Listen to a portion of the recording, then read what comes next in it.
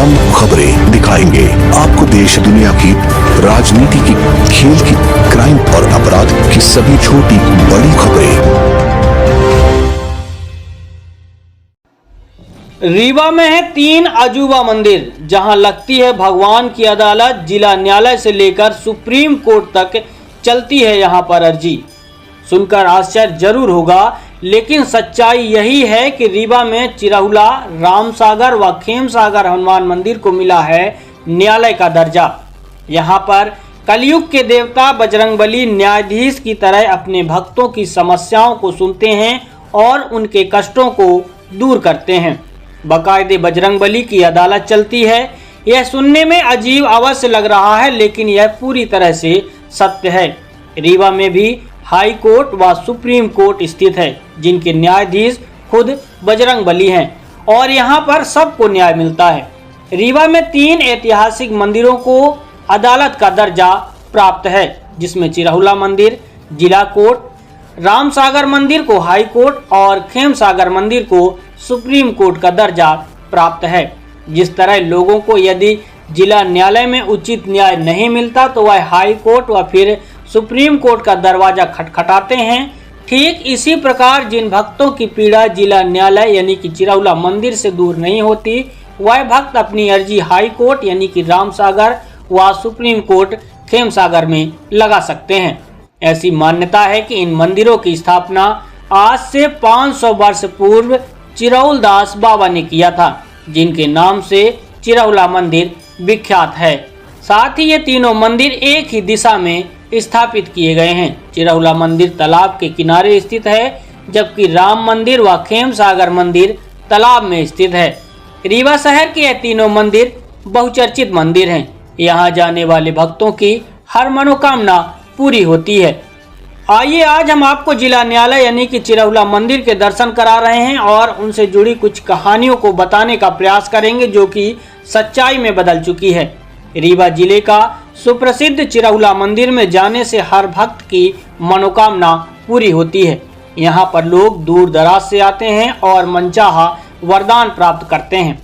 आइए अब हम आपको ले चलते हैं सीधे चिरहुला मंदिर और कराते हैं कलयुग के देवता भगवान बजरंगबली के दर्शन और साथ ही भोलेनाथ के दर्शन कराएंगे व 12 ज्योतिर्लिंग के दर्शन भी कराएंगे। तो आइए अब सीधे जुड़ते हैं हमारे संवाददाता मोहित यादव से और चलते हैं जिला न्यायालय के न्यायाधीश बजरंगबली मंदिर की ओर। नमस्कार, मैं मोहित यादव और आप देख रहे हैं विजय टाइगर न्यूज। साथियों, आज मैं रीवा संभाग में सबसे बहुचर्चित मंदिर चिरहुला मंदिर के द्वार पर पहुंचा हूं और आज हम आपको ले चलेंगे चिरहुला मंदिर में और चिरहुला मंदिर की क्या कुछ खासियत है इसके बारे में आप सभी को बताएंगे।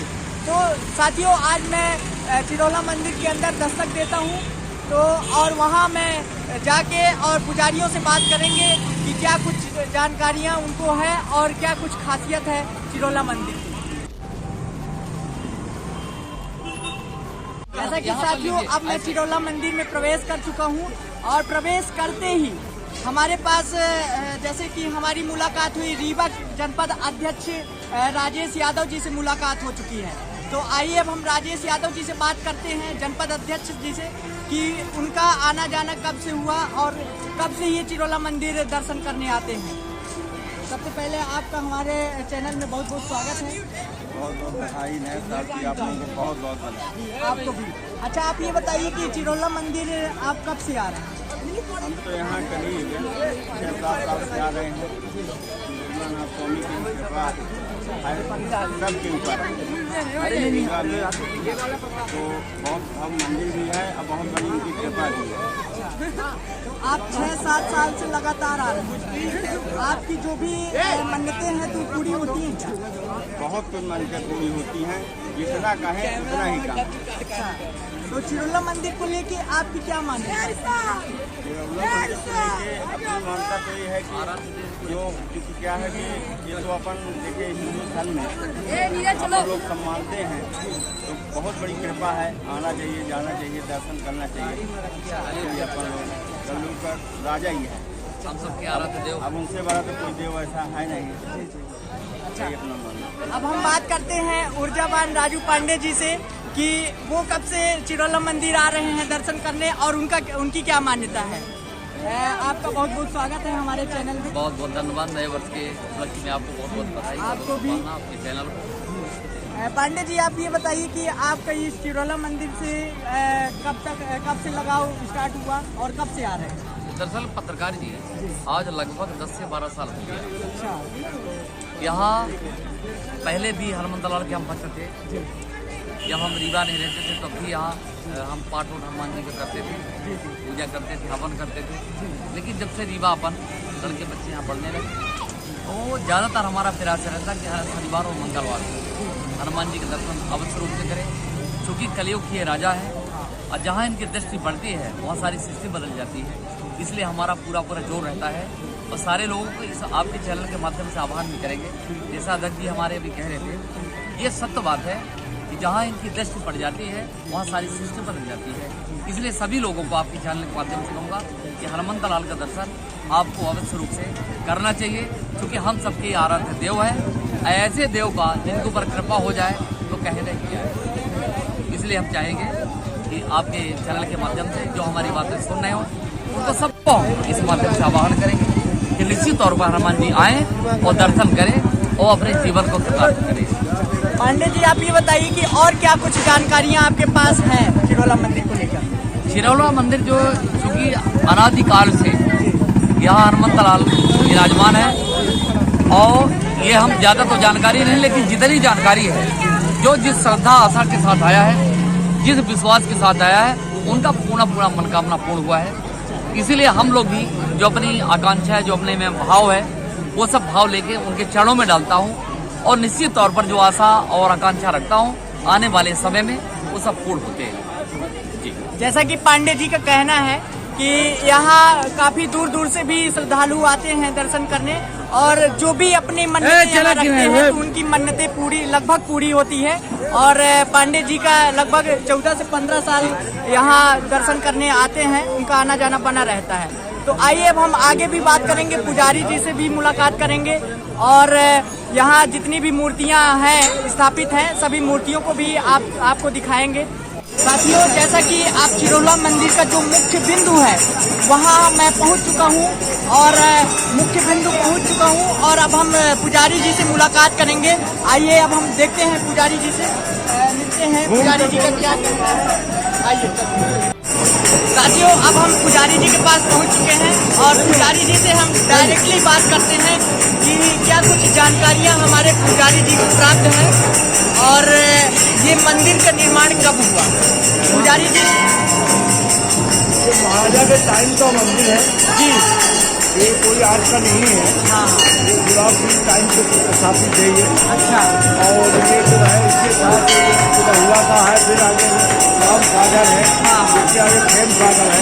अच्छा, और लोकल भाषा में इसको जिला में अलग बोला जाता है। अच्छा, और इसको जो हाई कोर्ट में रहता है प्रेम सागर को सुप्रीम कोर्ट ऐसी व्यवस्था है धार्मिक। हाँ हाँ, कोई ऐसा एक प्रमाण नहीं है, हाँ, मतलब जनचर्चा है। हाँ, जो यहाँ ना हो कोई केस हाँ, तो हाई कोर्ट में लगाइए, हाँ, फिर वहाँ ना हो तो सुप्रीम कोर्ट में लगाइए। हाँ, हाँ, ऐसी दंत कथा है, कोई ऐतिहासिक बात नहीं है। हाँ, हाँ, लेकिन लोगों की भावनाओं के साथ उसका काम भी होता है, काम। ऐसी बात नहीं है। अच्छा पुजारी जी, इस मंदिर का चिरौला मंदिर का नाम चिरौला मंदिर क्यों हुआ। चिरंजीव लाल जो है यहाँ महंत थे अच्छा, और यहाँ तब करते थे वो, हाँ, इस वजह से चिरौला पड़ा हुआ है। अच्छा, चिरौला मंदिर का निर्माण किस करने हुआ। अच्छा, 35 पीढ़ी का हो गया है ये, कई पीढ़ियों से चल रहा है ये। गुलाब सिंह के टाइम का है, हाँ, उसके टाइम का मुख्य जीवन काल का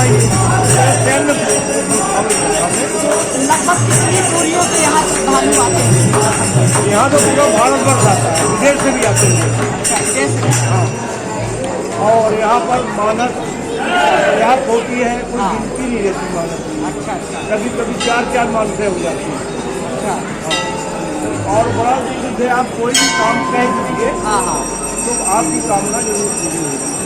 ऐसी बात नहीं है। आज तक जो आया है हाँ, दालिया भी आप बधे मिलेंगे आपको, हाँ, तो कई दिन बाद ये हाँ, तो सब अपनी इच्छा अपनी मानता मानते हैं। अच्छा, तो जैसे कि ये चिरौला मंदिर के बगल में तालाब है, हाँ, तो तालाब का भी निर्माण मंदिर के साथ ही हुआ। सब उसी टाइम में हुआ है। अच्छा और हर जगह तालाब है। अच्छा, खेम सागर में। राम सागर में भी है। अच्छा, यहाँ से राम सागर और खेम सागर की दूरी कितनी होगी? 2 kilometre. 2 kilometre. Ram Sagar 2 kilometre, 2 kilometre आगे खेल सागर। अच्छा अच्छा। तो साथियों, जैसा कि पुजारी जी का कहना है कि इस मंदिर का निर्माण लगभग 500 वर्ष पहले हुआ, और इस मंदिर की विशेषता ये है कि दूर दराज से जो भी दर्शनार्थी आते हैं यहाँ दर्शन करने, तो उनकी मनोकामना पूरी होती है। और इसके साथ साथ ये चिरौला मंदिर जो है, इसको जिला न्यायालय का दर्जा प्राप्त है, और जिला न्यायालय का दर्जा प्राप्त है। यहाँ जो भी दर्शनार्थी आते हैं, जो भी श्रद्धालु आते हैं, पहले यहाँ अर्जी लगाते हैं। अगर यहाँ से वो संतुष्ट नहीं हो पाते तो फिर राम सागर में लगाते हैं। राम सागर को उच्च न्यायालय का दर्जा मिला है। राम सागर से अगर संतुष्ट नहीं हो पाते तो फिर खेम सागर में अर्जी लगाते हैं। खेम सागर को उच्चतम न्यायालय का दर्जा प्राप्त है। साथियों, जैसे कि यहाँ 3 मंदिर हैं, राम सागर, चिरौला मंदिर और खेम सागर, और तीनों मंदिर 2-2 किलोमीटर की परिधि में स्थित है। तो साथियों, जैसा कि पुजारी जी का कहना ये भी है। अच्छा, तालाब में ही सभी स्थित के समान तीनों मंदिर। अच्छा, राम सागर और खेम सागर जहाँ ये मंदिर है, तीनों एक लाइन में है। जैसी इसकी संरचना है वैसी उनकी भी है। और एक मूर्तियों में कोई अंतर नहीं मिलेगा। ना जी वहाँ बनेगा राम सागर, फिर खेम सागर, एक ही लाइन तीर में है। अच्छा, तो राम सागर में और खेम सागर में भी बजरंग बली जी ही विराजमान हैं। जी जी, वहाँ पे भी बजरंग बली हैं। और सबसे बड़ी खासियत ये है कि तालाब में आप भी विराजमान हैं, और तालाब में राम सागर भी और खेम सागर भी।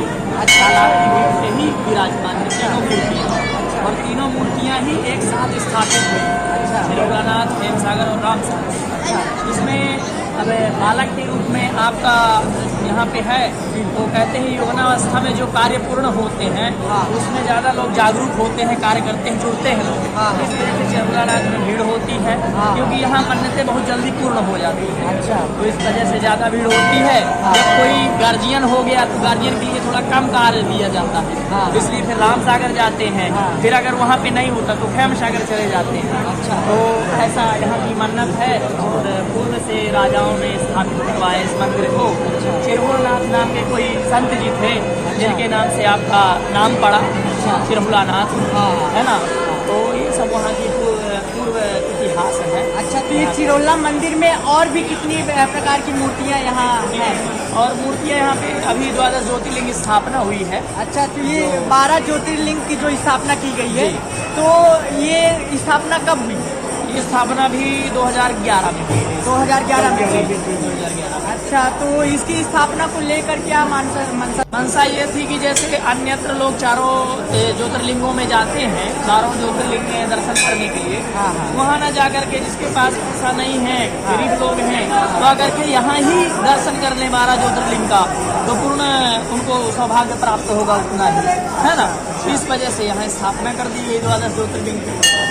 पंडित जी, ये बताइए कि यहाँ लगभग कितनी मात्रा में भीड़ आती होगी? अब भीड़ के लिए तो आप देख ही रहे हैं, लमसम न्यू वर्ष में तो करीबन 50,000 से लेकर के 1 लाख तक पब्लिक थी, बहुत भीड़ थी। और शनिवार मंगलवार लमसम 5,000 से 10,000 भीड़ तो आ ही जाती होगी, और चाहे ऊपर भी होती हो। और वो तो आप देख ही रहे हैं नज़ारा यहाँ पे। ये ताता आपका 9-10 बजे रात्रि तक बना रहता है ना।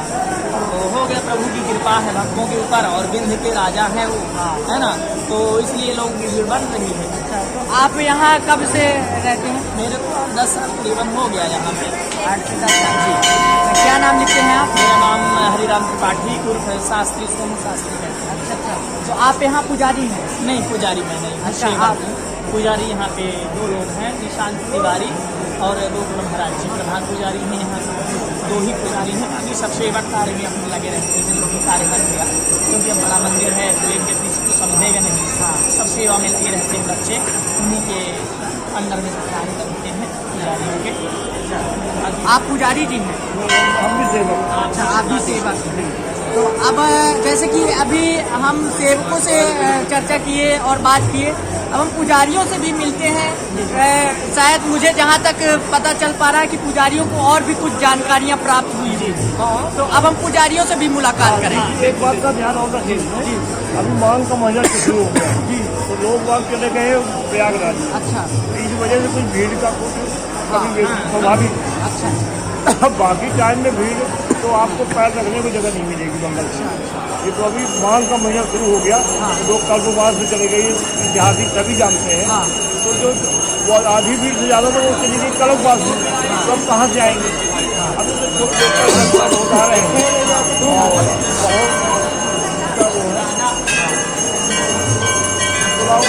अभी आपको हम देंगे, आपको बात बताएंगे। आइए अब हम पुजारियों से भी मुलाकात करेंगे।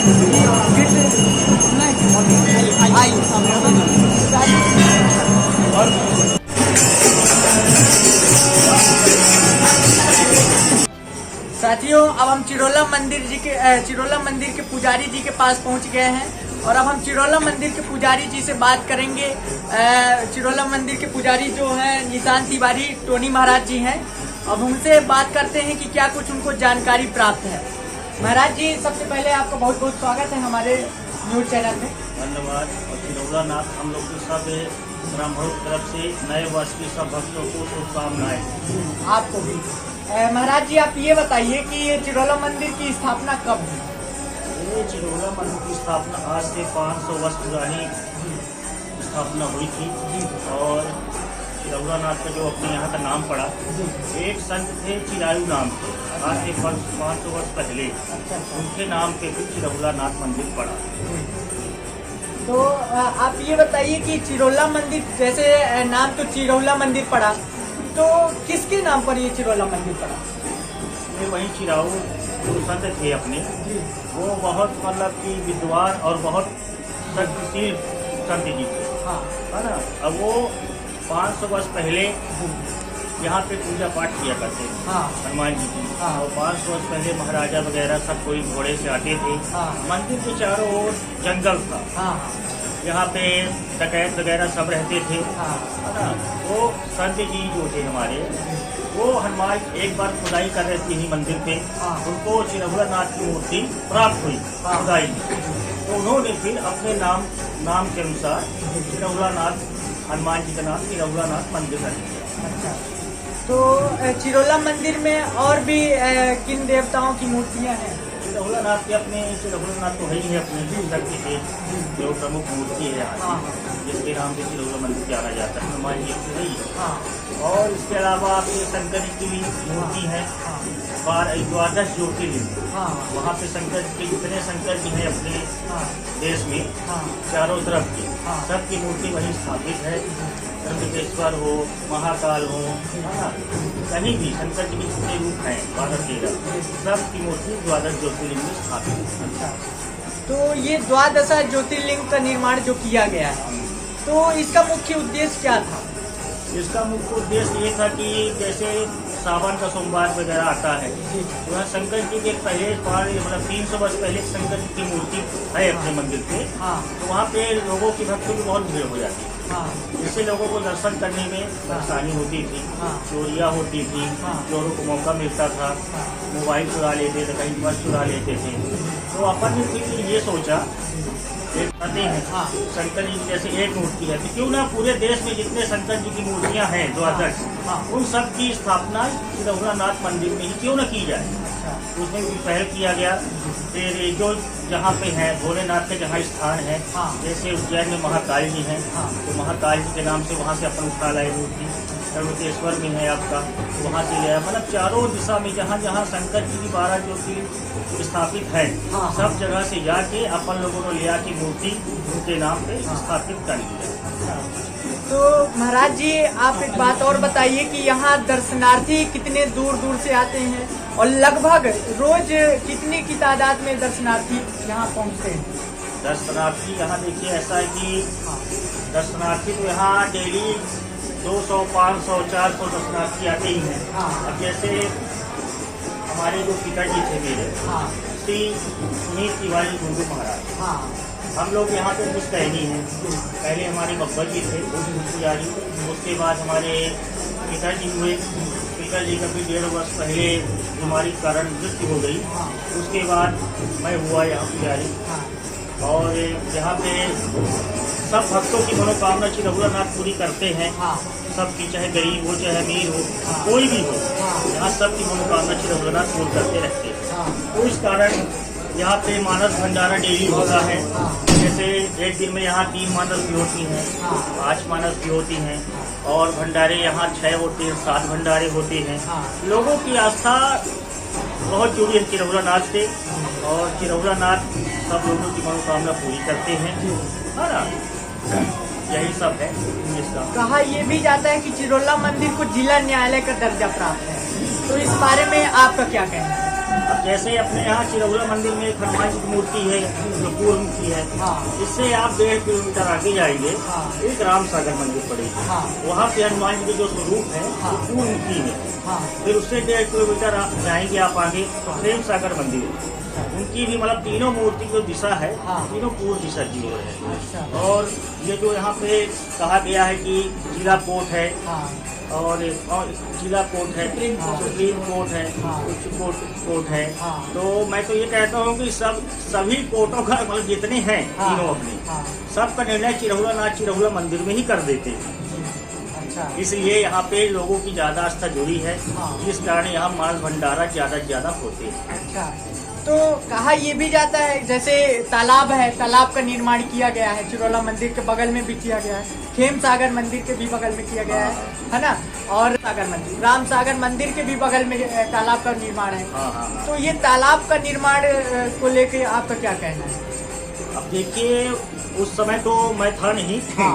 और दूसरी बात मैं ये देखा, जैसे चिरहुला मंदिर का जो तालाब है अपना 3 एकड़ में फैला हुआ है। इतना ही है आपका राम सागर मंदिर में जो तालाब है वो भी 3 एकड़ में है। इतने आप खेम सागर मंदिर चले जाइए, तीनों तालाब का मतलब 3-3 एकड़ तीनों तालाब हैं, तीनों जगह बराबर। और इस तालाब का निर्माण आज से 300 वर्ष पहले हुआ। महाराजा वेंकट रमन सिंह जी जब थे, उन्होंने तालाब का निर्माण कराया था, तीनों मतलब जगह, तीनों मंदिरों। चलिए, तो बहुत बहुत धन्यवाद पुजारी जी आपका। आपका भी धन्यवाद जी। अब आइए, अब हम दिखाएंगे द्वादशा ज्योतिर्लिंग में भी चलेंगे, वहाँ भी दिखाएंगे कि कितनी लिंग है और कहाँ कहाँ स्थापित है वो भी दिखाएंगे, और कितनी दर्शनार्थियों की भीड़ उमड़ी है वो भी हम आपको दिखाएंगे। तो चलिए, अब सबसे पहले अब हम चलते हैं द्वादशा ज्योतिर्लिंग। साथियों, अब हम पहुंच गए हैं द्वादशा लिंग, जिस साइड जो द्वादशा लिंग का निर्माण किया गया है, अब हम वहां पहुंच चुके हैं और हम अंदर चलेंगे, अंदर दिखाएंगे जितने प्रकार की ज्योतिर्लिंग का निर्माण किया गया है वो दिखाएंगे, और पुजारी जी से भी बात करेंगे। ज्योतिर्लिंग में जो पुजारी जी बैठते हैं हम उनसे भी बात करेंगे। तो आइए हम आपको दिखाते हैं ज्योतिर्लिंग। ये है सोमनाथ गुजरात, सोमनाथ जी का ये मूर्ति है। और आगे हम देखेंगे ये श्री मल्लिकार्जुन आंध्र प्रदेश की मूर्ति है।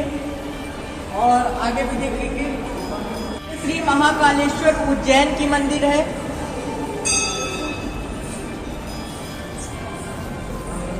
श्री ओंकारेश्वर महाबलेश्वर खंडवा की मंदिर है।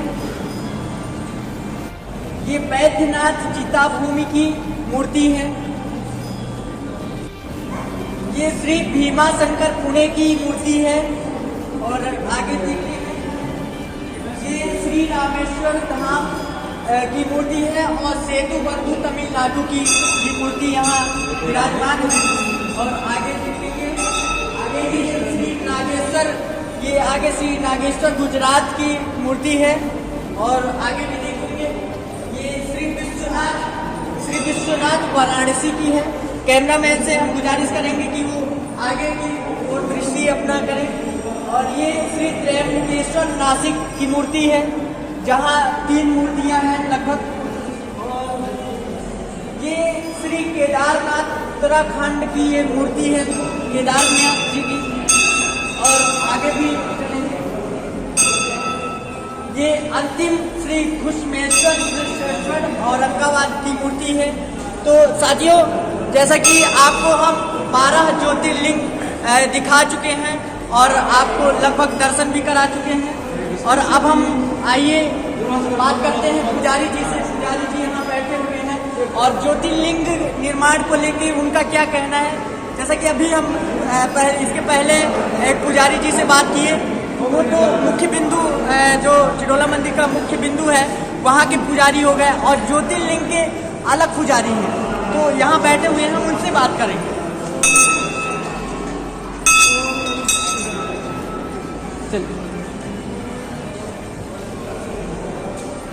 पुजारी जी, आपका क्या नाम है? मेरा नाम है आचार्य शिवकांत द्विवेदी। आचार्य शिवकांत द्विवेदी।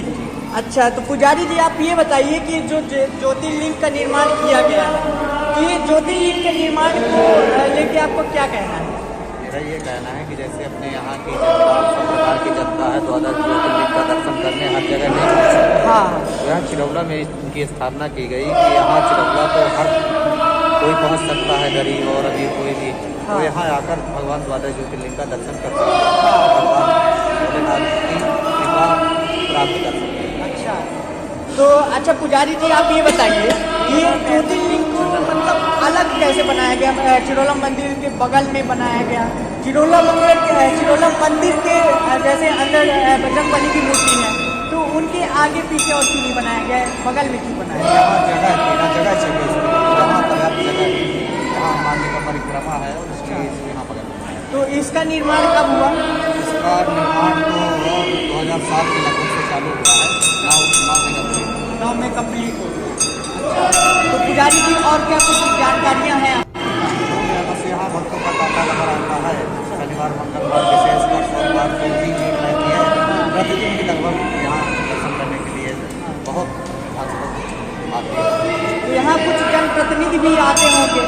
आते रहते हैं, सब लोग तो कोई भी आएगा, कोई चिरौला आता है। जैसे जनप्रतिनिधियों में से ये राजा शुक्ला जी आते हैं, आते रहते महीने में 1-2 बार उनका दौरा होता है। जनार्दन मिश्रा जी आते हैं, कि कोई हर विधायक और कोई भी बाहर से भी मंत्री है और कोई आते हैं तो यहाँ आते हैं। तो जनप्रतिनिधियों का भी कुछ सहयोग मिलता है आपको? कोई सहयोग नहीं, आते हैं दर्शन करके चले जाते हैं। ठीक है, जैसा कि अभी हम पुजारी जी से मुलाकात किए और उनसे बहुत जानकारी प्राप्त किए।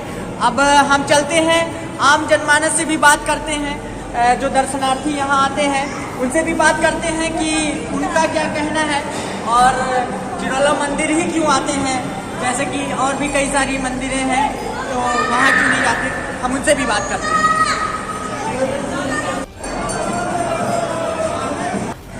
साथियों, यहाँ पास कुछ भाई लोग खड़े हैं, हम भाई लोगों से पूछेंगे कि वो चिरौला मंदिर कब से आ रहे हैं और चिरौला मंदिर ही क्यों आते हैं। भैया आपका क्या नाम है? थोड़ा सा तेज बोलिए। पवन माझी। पवन माझी। तो माझी जी ये बताइए कि आप चिरौला मंदिर कब से आ रहे हैं? बहुत सालों से आ रहा हूँ। अच्छा, बहुत साल से, लगभग हो गया जब 10-15 साल हो गया। 10-15 साल से आप लगातार आ रहे हैं।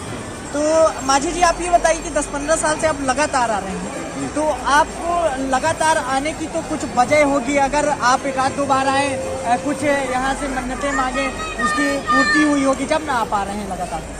नहीं, मन्नत मन्नत नहीं है, एक्चुअली श्रद्धा है मन में। श्रद्धा। हाँ, सबसे ज़्यादा मैं मानता हूँ तो इन्हीं को मानता हूँ। अच्छा, बचपन से इन्हीं को मैं पूजा हूँ मैंने, अच्छा, यही पहन के चलता हूँ। बजरंगबली। हाँ, बजरंगबली, इनके अच्छा। प्रति श्रद्धा है, इसलिए मैं हमेशा आता हूँ। तो आप जैसे कि बजरंगबली की मूर्ति तो राम सागर में भी है, खेम सागर में भी है, तो वहाँ भी तो जा सकते हैं। तो मैं चिरौला सब मंदिर, जगह जाता हूँ। अच्छा, आप सब जगह हाँ। जाते हैं। तो शनिवार मौका मिला शनिवार आया तो मौका मिला मंगलवार आया। अच्छा। बाकी घर में मंदिर है, हाँ। वहीं पूजा पाठ करता हूँ, सब करता हूँ। तो आप जब मौका मिला तो यहाँ भी आया। लगभग 10 से 15 साल से आते हैं, लगातार आते हैं, है ना, लगातार आते हैं। तो आपको कुछ जानकारियाँ तो प्राप्त होंगी चिरौला मंदिर के बारे में, कुछ खासियत तो आपको पता होगी। मेरी खासियत मेरे को जानकारी नहीं। अच्छा, मतलब आपकी श्रद्धा है, आते हैं दर्शन करते हैं। हाँ, ये अच्छा, आपका क्या नाम है भैया? योगेश है। योगेश सिंह। योगेश जी आप ये बताइए कब से आ रहे हैं आप? जैसे मेरे मित्र ने बताया, जैसे 14-15 साल से मैं मंदिर आ रहा हूँ। अच्छा, अच्छा, हमारे चिरौला स्वामी एक हनुमान जी महाराज हैं। हाँ, और अपनी सच्ची श्रद्धा और भक्ति से जुड़ी हुई है। अच्छा। काफ़ी टाइम से ना। हाँ और कहा जाता है कलयुग के राजा हैं ये। हाँ उस हिसाब से हनुमान जी काफ़ी पूजनीय है, हिंदू धर्म में काफ़ी ज़्यादा मानते हैं। हाँ उस हिसाब से है ना, जितना भी वो टाइम होता है श्रद्धा भक्ति हमारी साथ मेरे मन में होती है ना, वो यहाँ पे अपना टाइम करते हैं। और अगर मुझे बहुत अच्छा लगता है, मैं यहाँ पे है ना, और मन को शांति मिलती है, मिलती है, जिस तरह भी प्लान होता है वो सभी मुझे आ गया प्राप्त। अच्छा, तो आप आज जैसे कहा ये जाता है कि यहाँ जो कोई भी आता है तो उनकी मनोकामनाएं पूरी होती हैं, तो ऐसा कुछ है क्या? ये बिल्कुल जरूर, अगर मन में भगवान के प्रति श्रद्धा है मन में, है ना, हाँ। तो मांगी हुई बात अवश्य पूरी होगी, है ना। हाँ, बस रुकते हुए उस नियम का पालन करेंगे। हाँ। जो जैसे जैसे रहता है उस नियम का पालन करेंगे तो एक न एक दिन जरूर भगवान की मनोकामना पूरी करेंगे। जरूर सुनिए। चलिए, बहुत बहुत धन्यवाद। साथियों, अब हम और भी कुछ लोगों से बात करेंगे। क्या नाम है बब्बा आपका?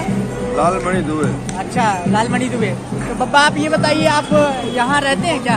नहीं, हमारा गांव यहाँ मासाओं के पास। मासाओं है, दर्शन करने आए हैं? दर्शन करने रामायण गाते हैं। अच्छा, रामायण गाने, मानस। मानस गाने आए हैं। तो भैया आप ये बताइए कि आप कितने सालों से लगातार यहाँ दर्शन करने आते हैं? ये चिरौलानाथ में हमको जब से जानने लायक हुए, हमारा जन्म हुआ और जन्म होने के बाद जब से आदमी जानने लायक हो जाता है, वो चिरौलानाथ की कृपा निरंतर हमको सुनने को मिली। और जब जानने लायक हुए, आने जाने लायक हो गए, तो निरंतर हम आ रहे हैं। जब भी टाइम मिलता है, चिरौलानाथ की कृपा होती है, तो दर्शन के लिए अपने भक्तों को बुलाते हैं, तो निरंतर हम भी उनके दरबार में माथा टेकने पहुँचते हैं। चिरौलानाथ के दरबार में सदैव मैं यही कामना करूँगा कि सदैव हम सब पर उनकी कृपा बनी रहे। चलिए, बहुत बहुत धन्यवाद। अब हम आपको ले चल रहे हैं चिरौला मंदिर के बगल के परिसर में ही स्थित चिरौला मंदिर का तालाब दिखाने, और हम आपको दिखाएंगे कि तालाब कितना विशाल है। और जब चिरौला मंदिर में दर्शनार्थी दर्शन करने आते हैं तो तालाब के परिसर में इसका नज़ारा भी लेने आते हैं और यहाँ घूमते भी हैं। तो आइए हम ले चलते हैं आपको तालाब की ओर। कैमरामैन से गुजारिश करेंगे कि वो आए और आपको, हमारे दर्शकों को दिखाए तालाब का परिसर। साथियों, ये है तालाब का परिसर। आप देख ही सकते हैं कि तालाब लगभग कितने क्षेत्र में फैला हुआ है, और जिस प्रकार से ये तालाब जो है फैला हुआ है चिरौला मंदिर के बगल वाले परिसर में, ठीक उसी प्रकार राम सागर और खेम सागर मंदिर में भी बगल परिसर में ही तालाब स्थित है। और लगभग इतनी ही परिधि में तालाब वहाँ भी स्थित है, और 2 किलोमीटर की लगभग में राम सागर मंदिर स्थित है, और राम सागर से 2 किलोमीटर की परिधि में खेम सागर स्थित है।